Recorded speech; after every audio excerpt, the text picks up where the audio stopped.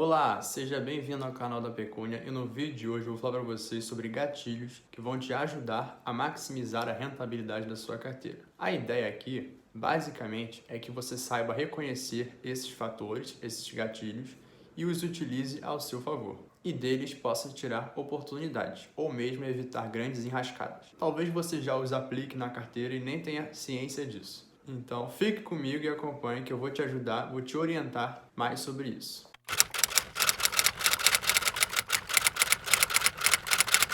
Para isso ser possível, vou citar alguns fatores que vão aumentar o risco da sua carteira. Parece meio contraditório, mas não é. E como já dizia o axioma, o risco é proporcional ao ganho. No vídeo anterior eu falei um pouco sobre a definição de risco e como saber gerenciá-lo. Inclusive, se você está começando agora a montar a sua carteira e não sabe ainda qual o número de ativos você deve pôr para tentar diluir o risco, gerenciá-lo da forma adequada, eu vou deixar linkado ao final desse vídeo um outro vídeo. Mas fazendo uma revisão geral, o risco tem a ver com o fugir da média, e isso pode ser tanto para cima quanto para baixo.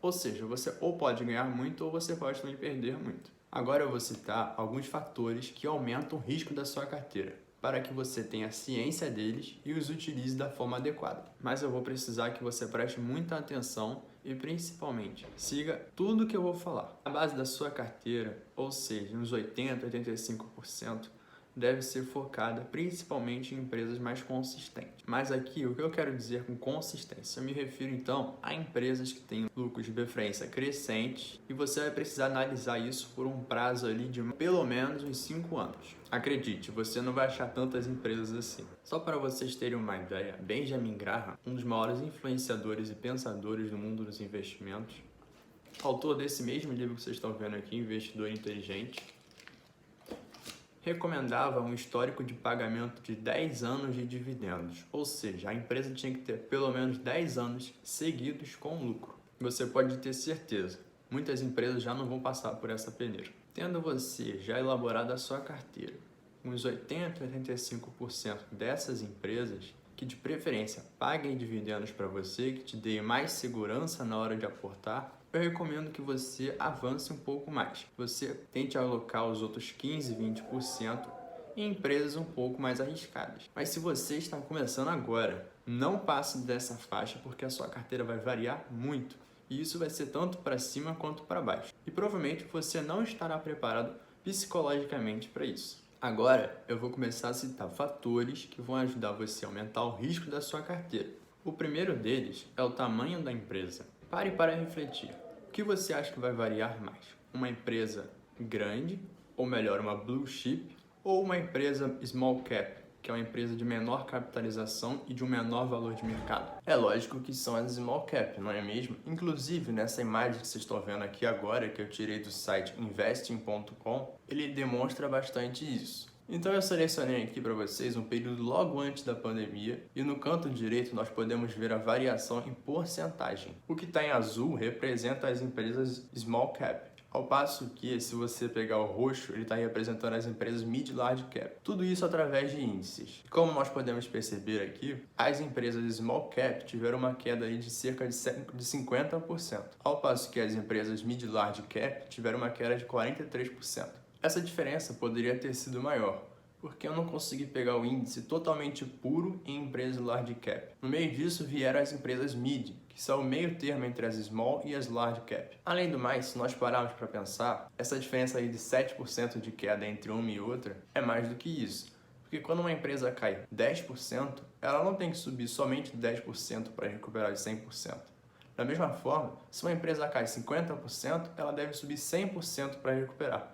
Então essa diferença aí de 7%, se você for parar para fazer as contas, vai dar ali por volta dos 20% para chegar nos 100%. Outro fator que a gente deve levar em consideração é a relação entre os índices da empresa. Por exemplo, pegue a relação preço sobre lucro da empresa, ou seja, o valor de mercado da empresa sobre o seu lucro do ano. Algumas vezes você vai se deparar com relações de preço-lucro de 500, por exemplo. Lógico, pode haver algum não recorrente nisso, pode haver uma coisa que não é usual, que está distorcendo isso.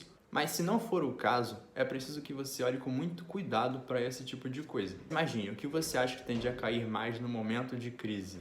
A empresa que está com os múltiplos muito altos ou empresas precificadas a menor patamar. Regra geral, o que tende a acontecer é a empresa com múltiplos mais altos cair mais. Outro fator que a gente pode botar nessa lista é a instabilidade do setor em que a empresa está inserida e também o seu poder de controlar o mercado e os preços.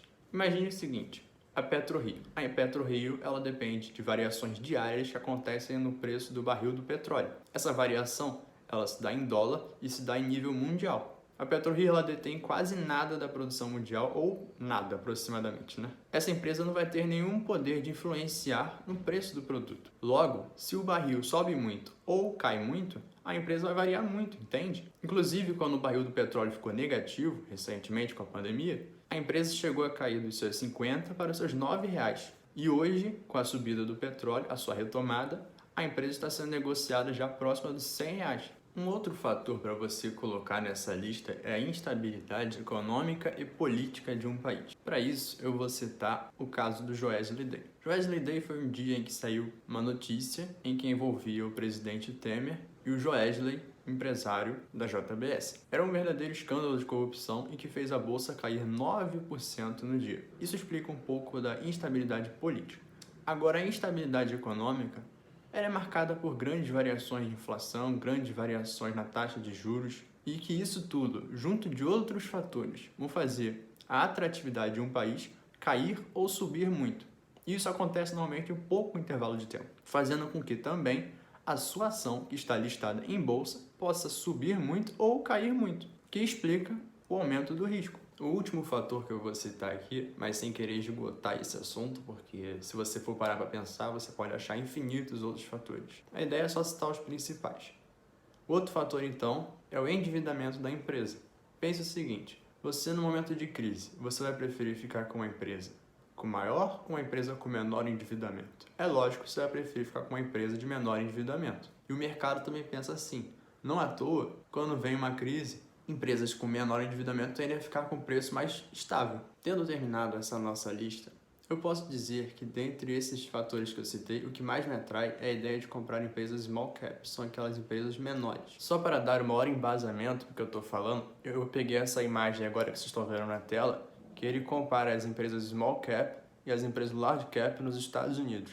Aí ele pega o período de 1925 até 2005. Então, se você tivesse aplicado $1 ali em 1925, você poderia ter em 2005 15 mil dólares. Se você tivesse botado $1 em empresas large cap, você poderia ter 3.246 dólares. Lógico, ninguém ficaria 80 anos com as mesmas ações, mas isso demonstra um pouco como a rentabilidade para empresas small cap, por ter um maior risco agregado, tende a ser também maior. Então, eu gosto de colocar ali em torno de 15, 20% só nessas empresas, que em tese elas têm um maior potencial de valorização e você tem menores chances de cair no risco de especulação. Chegamos assim ao final do nosso conteúdo do vídeo de hoje. Não deixe de dar o seu like e de se inscrever aqui embaixo. Até uma próxima!